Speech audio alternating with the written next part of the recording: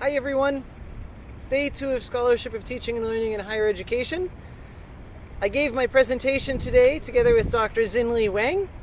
We did it, so the mission is accomplished. So that's very good. We gave our session in part of a very interesting conference format where you give the same talk 3 times to different audiences. So it happens very fast. We gave the same talk 20 minutes, 20 minutes, 20 minutes for an hour. And it was interesting to watch in that hour the talk kind of evolved, and we saw new things come out that we hadn't expected would be in there. It's very nice. It was a very, very, very helpful format, and we got really, really interesting feedback. So the topic was using student feedback in your course. So that was the thought: how to survey your students and get feedback from them, and then implement it in your course. And one of the questions that we got, which I thought was really interesting, was how much of your use of this data is you saying that you have received it versus you actually changing things. Very interesting question.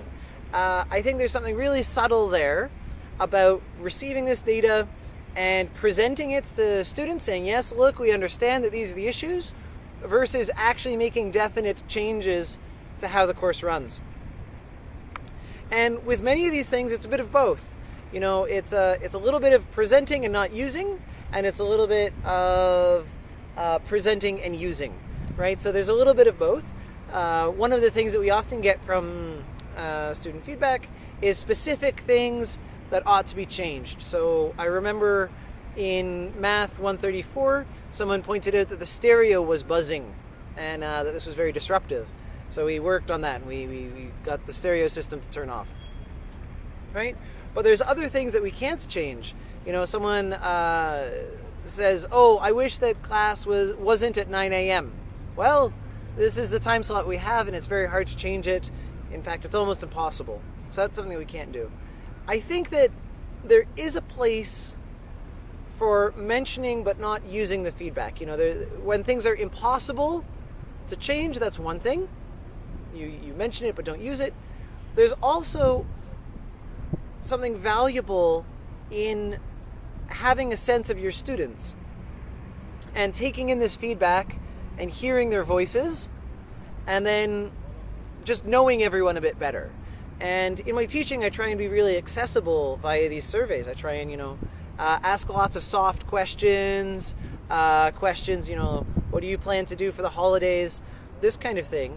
And that is just so that I can get to know my class. So there's no actionable intelligence there. We can't do anything with that data except we can get to know the people in the class a bit better. And I think that's really important. So I really like this distinction between getting data, presenting it to students, and not using it, versus getting data, presenting it to students, and using it, right? So using versus not using. Another thing that came up in our session was that there are certain things that students perceive would be as being potentially helpful, but which aren't well supported or which aren't feasible.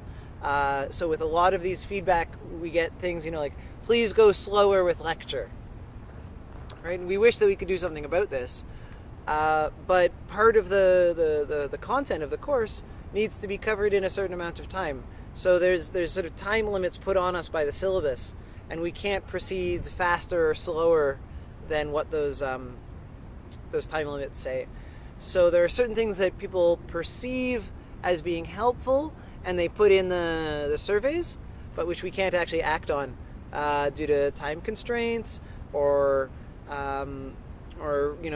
changing the structure of the course very significantly. So that was a very interesting one.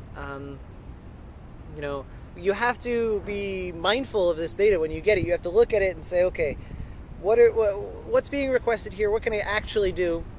What would actually be helpful from among this? So we got tons of great feedback.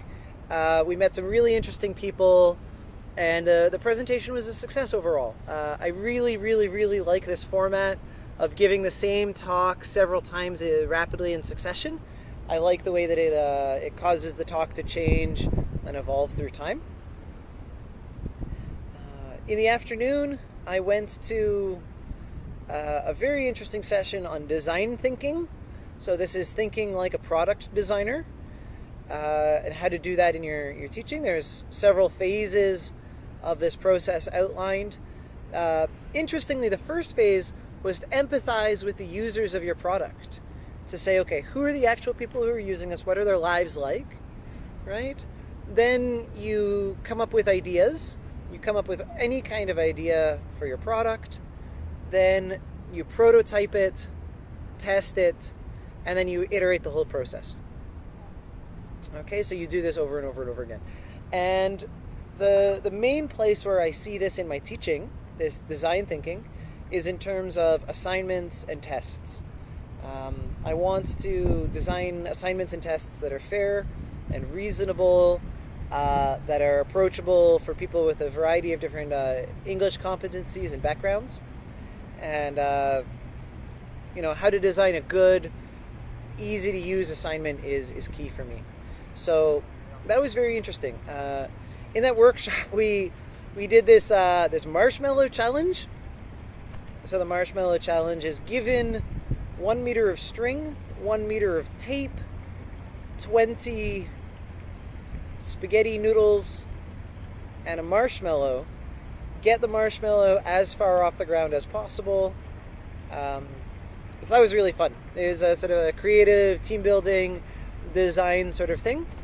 And my team did great. We won the competition at 27 inches. And it was really fun to work with people on this. I worked with two lovely people, Andrea and Natasha, and we just worked great together as a team. We all kind of kept it cool, and we got prototyping really early. We started building and started trying things out really early, and had enough time towards the end to get the thing stable. So that was fun. I actually had forgotten the goal when we were doing it. We had about a minute left, and then I found out we needed to get the marshmallow off the table. It was my sense that we needed to just build the tallest structure possible, but we needed to build something that could actually support a marshmallow. So that was kind of fun. It was helpful to talk about design, talk about the value of prototyping. I'm trying to get more and more involved in prototyping through writing multiple drafts. I've become just an absolute devotee of drafting a document several times repeatedly, trying out, variations, and it was neat to see that in this presentation. So yes, today was a success. I got to meet some lovely people at the conference and just see what it's like where they are. How do things work in their college? What's their background? So that was very interesting. The design workshop was good. The presentation went fine. Lots of very valuable feedback. So I'd say that overall today was a success, and the conference continues to be very good.